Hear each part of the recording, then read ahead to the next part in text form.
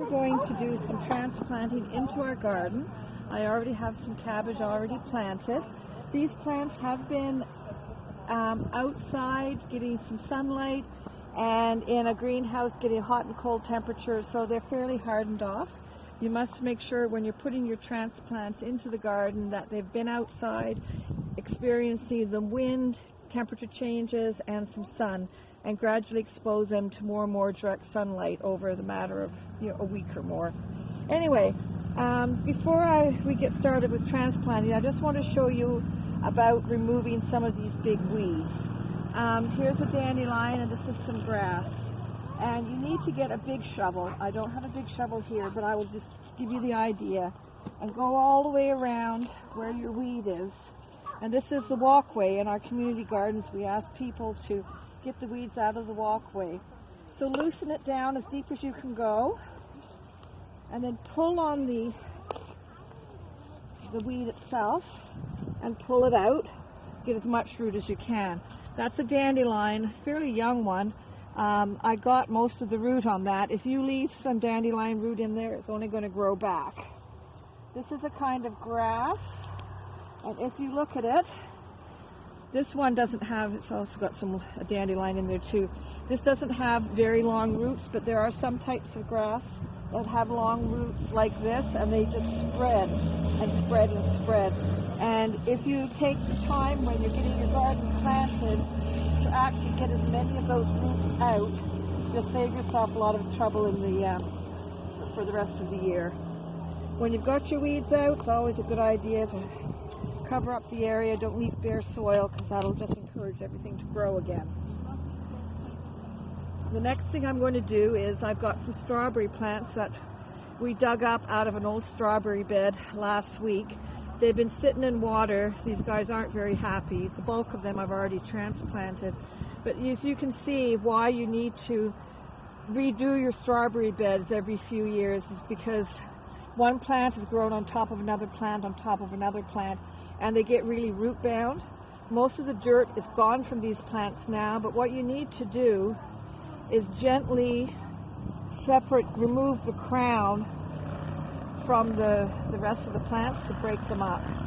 And that's a pretty good one. That's got a plant there, it'll grow, and it's got some roots. There is a plant very similar to a strawberry plant with the leaves, but the roots are white, white, white. And that is, I call it false strawberry. It isn't a real strawberry. I had one earlier to show, but I've misplaced it. So anyway, but just take your crowns. Not all of them are any good, but separate them. That's got some nice roots on it. Plant it back in the ground, and you'll have some more strawberries. They may produce late this season. If not, they will certainly produce strawberries next year.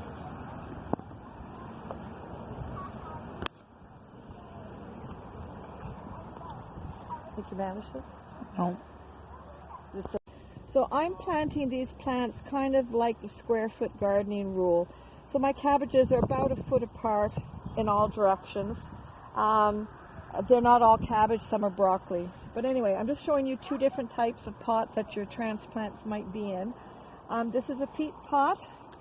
I like peat pots, but they always say you can transplant your peat pot right into the ground, which is true. But you see how that is sticking up above the soil level? If you're going to put this into the ground in the peat pot, get rid of that rim. If you leave that rim there and it sticks up above the soil level, it's going to dry out your plant really quickly. I actually prefer to take the whole peat pot off. I throw the peat pot on the soil and let it just decompose there. But I just prefer to give my plants a really good chance to get going. And you can see the roots are well developed in this pot, and I'm just going to put it in the ground. This plant, most cabbages you can plant as much as the stem that's visible, so I will put that right down. I'll put soil right up to the top. So my hole is ready. My plants have already been watered so that they're not going in dry.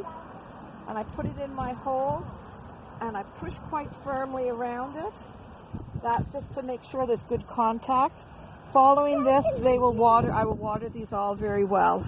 Now this is a plant that's actually in a plastic pot, and you can buy from the stores, you can buy a lot of plants that come in different pots of all shapes and sizes. First of all, you've got to kind of wiggle your plant out of the pot. If you're lucky and there's lots of roots there, it comes out easily. And as you can see, the roots have been ringing around here. There's actually 2 plants here, and I transplanted these into this several weeks ago.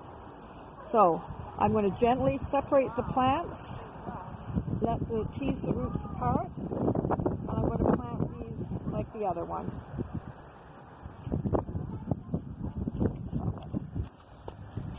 So the next thing I'm going to do, this ground, I didn't actually have to dig this ground this spring. I dug the roots and dead stuff out last fall. I covered the whole bed with a thick layer of straw, and literally this morning I came down, pushed it aside.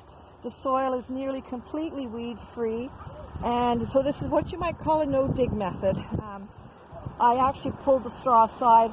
In the no-dig method, you're supposed to actually just dig a hole in your mulch, find the soil and plant it, but I opted to pull all my straw aside. I was looking for weeds, and now I'm going to put my straw back around my plants to tuck them in. It'll partly protect them from the